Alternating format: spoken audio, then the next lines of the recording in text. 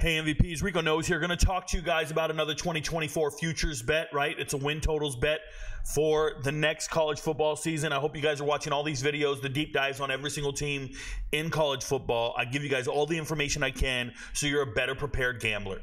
That's the reality of the situation. So I want you to know these teams inside and out as well as I do, and I want you to do additional research, but you're learning on your own so you can make your own picks. Remember, I provide analysis, bruh.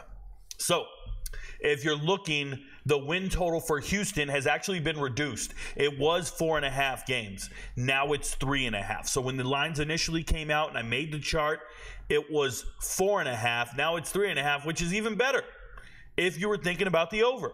And the over is easy money. It's minus 132. The under is where the value is at 108. And you got to say to yourself, how bad is Houston going to be? Okay, how bad is Houston going to be? Well, let's talk about it. They were so bad last year, they fired Dana Holgorsen. They fired him, and he went 4-8. So they're saying they're going to be worse than 4-8. They've got it at 3.5. They expect them to either win 4 games or win 3 games, and they're giving you extra money if they win 3 games. So they actually think they're winning 4 games, if we're clear. So last season, beat a very hyped up UTSA team, a team in UTSA that dominated Conference USA, moved to the American, showed up. Remember, Houston used to be an American team, so this would have been an American matchup, if you will, American Athletic Conference, the AAC, and Houston goes out there and beats UTSA, and they beat them by 3 points, and I want you to know that I had UTSA winning that game. I missed. That was one of my predictions. I had UTSA winning that game. I apologize, my camera's coming loose over here. Shout out to the people on TikTok watching. They get the free video. If you watch me live, you get the videos for free. You got to be on when I'm on. You got to watch me for an hour and a half just sitting here doing research, double checking all my numbers and names and everything before I hit record. But then they go on the road and they beat Rice, or they lose to Rice in double overtime. When they lose to Rice in double overtime, I say something's really wrong. There's no way Houston should be losing to Rice. You just moved to the Big 12. You're going to have 9 conference games. You got to win your non-conference games. And they didn't. They lose to Rice. The next week, they lose to a horrid TCU team who had just been blown out by Colorado in the first game of the season. Then they go play Sam Houston. Sam Houston had no semblance of offense whatsoever. They beat them 38-7. Congratulations. Losing to Texas Tech and giving up 49 points is insane because at this point, Texas Tech struggled against Wyoming, obviously struggled against Oregon. It's just crazy to give up 49 points. You have 2 weeks to prepare, and they prepared well, and they beat West Virginia. That was the anomaly, and that's what's so scary about these teams like BYU and Houston. They find a way to win a game when you don't expect them to. Right? That shouldn't have happened, and it did. The following week, they were riding that momentum at home, and they lose by 7 points to Texas, which is a phenomenal showing. 7 points. That took the emotion out of them. They gave it all they had because the next week nobody showed up. And they went out there, and it was 41-0. 41-0. They got spanked.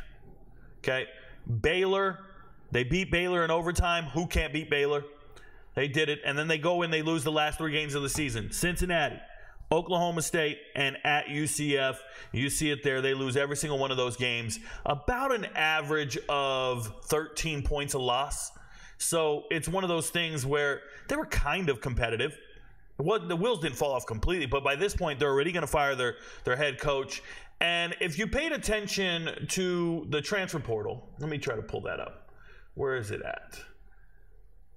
Let's see if they have it here. Do they have the departures? They don't. These are all, I'm on a different page today.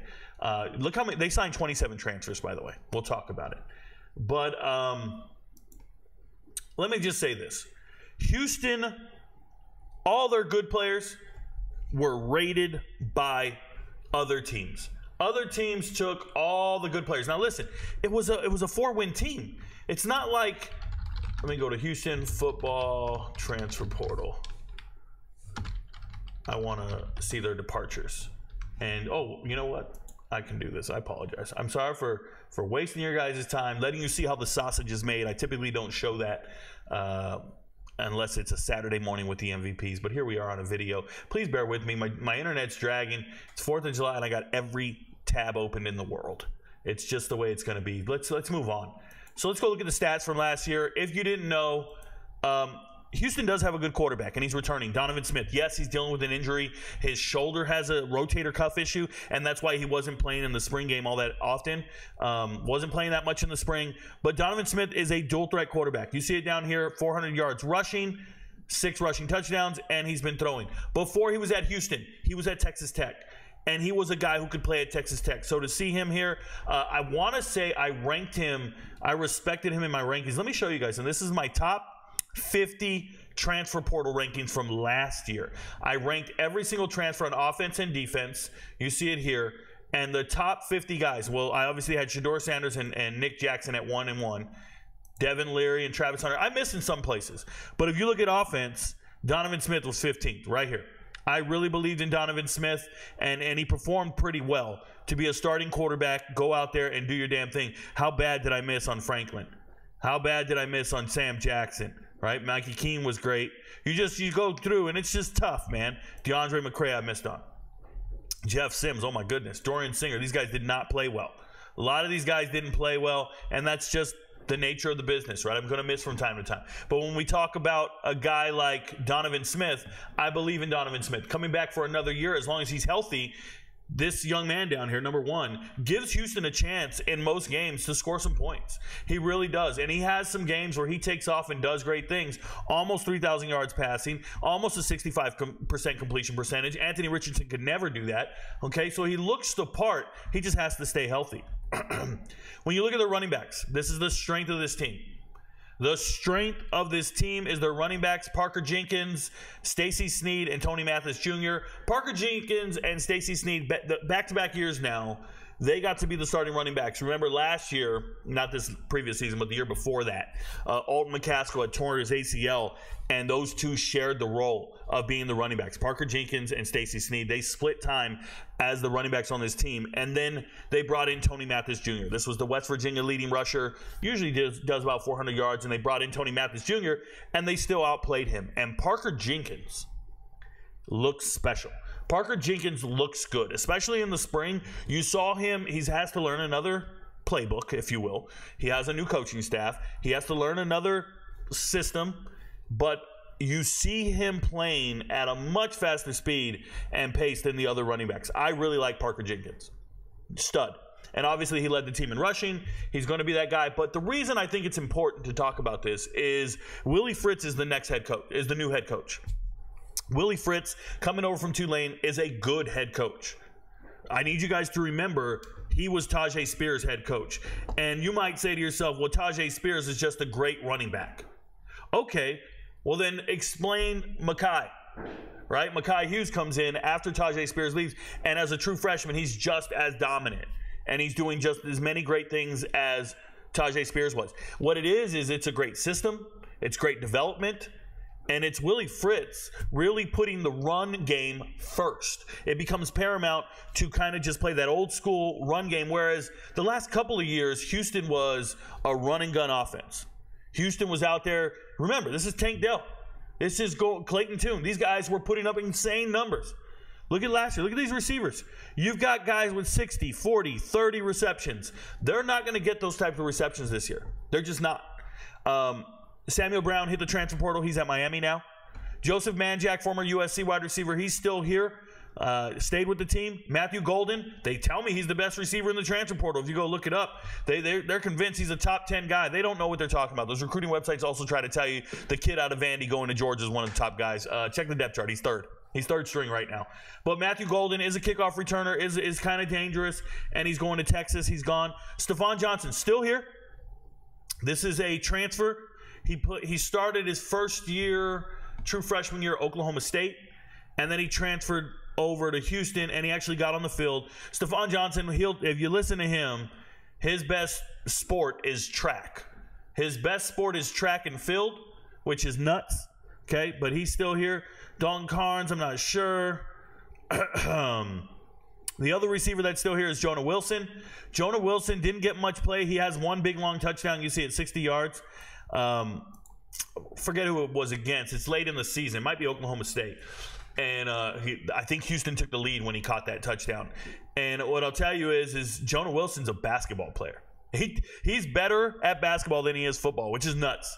It's never good when two guys tell you their best sport is another sport and they're football players. But, you like athletic guys. You like them. I'll talk about all the wide receivers when I get to the depth chart. Defensively, A.J. Halsey here is an NFL DB. Yes, he's a little undersized. Coming out of high school, he played in the Houston area. He goes to New Mexico. And when he's at New Mexico, he hits the transfer portal, he comes back to Houston. That's when he gets on my radar, right? I didn't know him when he went to New Mexico, when he signed there. He played the season. You got to do something significant to stick out to me. Nothing significant, but he transfers to Houston, so I go turn on the tape to watch him. And this is before last year. Before the season. I'm watching this man, and look at my rankings. Look at Adari Halsey here. Number 12. I had him 12th on the transfer portal list, ahead of like an all-conference DB and Josh DeBerry. Yes, Jaheim Thomas led Arkansas in tackles, so I was right there. But these are guys at Ole Miss, at LSU, Jacob Robertson, All-American from the HBCU at Wake Forest, John Saunders Jr., an amazing DB, Evan Williams in the NFL now, Josiah Stewart, the best player on defense, one of the best players at Michigan. Like, I had all these guys. I knew they were all studs. I was getting right. There's Braden Fisk, Ernest Hausman, right? I had all these guys on the list, and I still had Adari Halsey ahead of them because I watched tape. And I knew this guy is special. And I just shot my shot, bro. I just said, yo, that guy's going to be great, and nobody knows him. Nobody's talking about some New Mexico transfer. I am, and I'm telling you, he was him. I totally believed it. And there he was at rank 12. What did he do this year? All he did was lead the team in tackles. All he did was show up, get in the box, and hit everybody. He's the leader of this defense. He's great. As a matter of fact, the secondary at Houston is good. I wouldn't say great, but it's definitely good. He's great, and everybody else is pretty damn solid. Their secondary is light years ahead of their front seven. When I watch their front seven, They don't move me like that. They don't. And the only thing worse than their front seven is their front five on the offensive line. And I'll get into that when I go over the depth chart. Unfortunately for them, Isaiah Hamilton, complete star, 4 interceptions last year. He just transferred to Ole Miss. He's starting at corner. He's one of my hidden gems. He's my 5th best corner in the transfer portal. Love everything about Isaiah Hamilton when I turn on the tape. If you talk to Colorado fans, they'll tell you they got this guy down here, and he's amazing. They'll tell you they got guys on the bottom of the depth chart, and they're the greatest thing you've ever seen since sliced bread. It's not necessarily true. You're not getting the stars or the studs up here. You're just getting some other guys. Yeah, I'm with you. I get it. You're convinced they're great. But let's go talk about it. So, wide receiver room. Like I said, 2 guys who are incumbents. They're returning, but they're not truly special. They're just there. I believe in Steven Johnson, and I know Jonah Wilson. I should have said this. He was a 4-star player coming out of high school, so he is an exceptional athlete.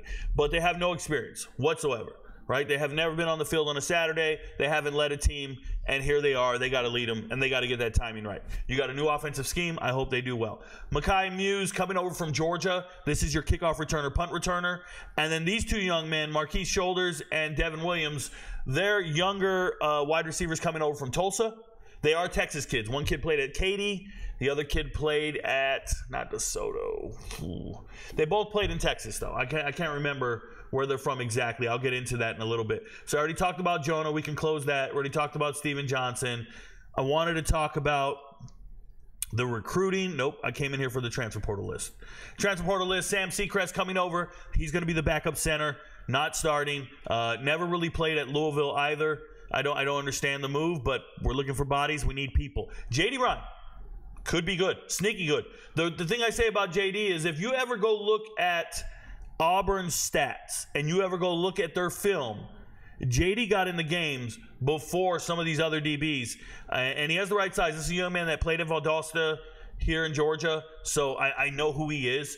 And I'm not trying to be biased because the other kid I'm going to talk about is Colton Hood, who just transferred to Colorado. I know who he is as well. And I watched them all play in high school. I'm telling you, JD can play, man. So they got themselves a player in the secondary. Remember, the secondary, it's their strength. There's really nothing going wrong there. Like, they don't need much help in the secondary. And why that's significant is if you remember Tulane's secondary, it was really good as well. And what that comes down to is their defensive coaches at Tulane were really good at assessing talent and really good at developing talent. They are. The defensive coordinator, they all came together. They all came with Willie Fritz. So there's a lot of continuity in the coaching staff. This is not reinventing the wheel. They actually brought a player from Tulane in every position group. So they brought Keith Cooper. He's from Tulane. He's a starter. He's a stud. He's amazing. They brought him from the defensive line. They brought Corey Platt for the linebackers, and they brought, I think, Webb, if I remember correctly, Control Webb. He's from Tulane. Yep. So they brought these three guys. Now, Platt and Webb obviously aren't starting. They're in the two deep. They're younger guys. But it's one guy in each position group, right? So every position group, and when you go watch film, you watch it as a position group. You have team meetings. You're in your little group. So you have one guy in every single group that knows the expectations, knows the standard, and can hold all the other players to that standard and let them know, hey, this is what coach is expecting from us. Hey, I'm an extension of coach in the locker room, in the weight room, in the film room. So that's pretty cool. It's not a bad thing to have, but we'll keep going as I talk about these players. So one guy that's not on the depth chart for our lads, they don't have him here, is Gabe Peterson. I hope he's still there. I don't know if Gabe Peterson went somewhere else, but Gabe Peterson can play football. He was in the rotation at New Mexico State. I consider him an every down starter. That guy's a stud. He can get it done. He can play. You just rotate those guys. I already told you about these two wide receivers. Brathwaite, superstar recruit who went to LSU, but I haven't seen him amount to anything. Massey's an older guy. He's going to be on the field and play, but he never really played well at SMU. I get it. He has experience, and he's a little older than everybody. Carlos Allen, I want him to be good. I didn't see anything on tape that made me think he's good. Played 2 years over at Kennesaw. Never really stuck out to me. I think he got reduced playing time last year. He played more 2 years ago than he did the year before. Zion Chris, stud quarterback, obviously coming to back up our boy here. But what I'm going to tell you is if you go watch Louisiana, the Raging Cajun. If you go watch the Raging Cajun football, before Zion Chris got injured, they were a different team. Like, he could lead teams. He can play football. So there's going to be no real drop-off if he gets in the game and he plays. I think he's a good player. Jeremiah Wilson, good get for them, coming over from Syracuse. Quandro Lee, this guy, Quadrio. I'm bad with names. Quadrio Lee, he is a starting defensive end from Central Michigan, and this is significant because they don't have him starting. He's behind Anthony Holmes. And when I see guys like Anthony Holmes in the starting lineup, it's no shade at him because he is a redshirt sophomore. He's got time. But between Holmes and everybody on the offensive line except for Tank, I just say, how the hell are these guys starting in the FBS? Like, how? And you got to make do with what you got. Stud tight end, Malik Carr, theoretically a stud. McLaurin's never really popped for me, but they believe in him, so let's go. I'll talk about Tegan Wilk, backup, coming over. Good depth to have at safety. I'm telling you, all their secondary guys, they evaluated talent really well. There's Michael Batten. That guy can play. He tied for the lead in tackles at ULM last year. He's a pretty good player. Coming home. Well, he's from Mississippi, right? Where's he from? I just don't like not knowing. He's from Katy, Texas. Yeah, he's coming home. What the hell am I saying? He's coming home. Stud, though. Complete stud. Jake Wiley, former Colorado lineman, transferred to UCLA last year, didn't play, and then he transfers to Houston. When you're leaving Colorado and you can't play at Colorado, you probably can't play at UCLA either. Just letting the kids know. Don't know much about Davis. Probably got to go look at some tape. Is he in the starting lineup right now? He is. So Davis is probably a stud. I do know, well, he's from Southern, so congratulations. I was going to say I do know some of these other guys, but I'll leave it alone. At the end of the day, when I watch tape from these guys, I already talked about all these guys. I want to tell you that Houston has a great coaching staff. But the one thing you can't bridge is talent. You just can't. You need better talented players. College football is about talent. You can be a terrible coach. Shout out to Jimbo Fisher. And you're going to win games because of your talent. And you can be a great coach, you're still going to lose because of your lack of talent. So when you see them against UNLV in the season opener, fun fact for you, Vegas has them favorited by 3 points. I don't know if they're 3 points better than UNLV. I don't know. Personally, if knee-jerk reaction is UNLV's better. I'm telling you, knee-jerk reaction is UNLV's better than Houston. I'm just saying it. Now, they'd have to go get it done. I could look silly. Don't know. I don't like Houston's offensive line. It's terrible. Oh, by the way, I needed to tell you guys this. They didn't bring in any starters. So these guys that are starting were all backups on a 4-win team. Like they were terrible backups on a 4-win team. The only guy that could play was Jenkins. Everybody else is a backup. And I think David Nduke, yeah, he's a transfer from Western Kentucky, and he was a backup at Western Kentucky. I don't know what's going on. This whole thing just doesn't look like a starting offensive line in the group of 5. No, this is terrible. So, and it gets worse if you got to play these other guys. I'm just keeping it real. Shout out to them. I'm sure they're trying their best. Then they're at Oklahoma. Don't see them even being competitive in that game. Then they play Rice. They better figure out a way to beat Rice. Rice has some players. Can they beat Rice? Rice just got Kurt Warner's son, EJ, from Temple. Rice had got a running back that I really respect. They did lose some players in the secondary to the transfer portal. I feel like Houston can beat Rice this year. So you're going to beat Rice. Theoretically, they can beat UNLV. That's 2 wins. They're on the road at Cincinnati. And this is the thing. They're coin flip games. They're on the road. Every single one of them. They're on the road at Cincinnati, on the road at TCU. I don't see them beating Iowa State. I don't see them beating anybody in October. It's just, this looks bad right here. Kansas, Utah. If you're still breathing after these 3 games, congratulations. And then they got Arizona. And then they got Baylor. And Baylor, I think Baylor can just score more points than them. I really do. We're going to find out on that one. And then they're on the road at BYU. And BYU's defense is daunting. So, when I look at this, BYU's strength is their wide receivers. I think Houston matches up well with the wide receivers. But you need a good pass rush, and they're not going to have it. I look at this, and I say, where the hell do they get 4 wins? I count 1, 2, 3. If you think they're going to be 3-1 at this point, that's amazing to me. If you think they're going to be 3-1. But who else are they beating? It just doesn't feel right. And then I just don't know if they can even beat UNLV. I think they got 1 guaranteed win in Rice, and everything else just does not look good. Just from what I've seen, talent-wise, matchups, I don't know. I love Coach Fritz, man. Willie Fritz is there. So for me, when you pull up the chart, excuse me, I gotta get back to the good stuff. Let's get over here to the win totals. It'll take me a little bit. If anybody knows a faster way to cycle through this, you let me know, but here we go.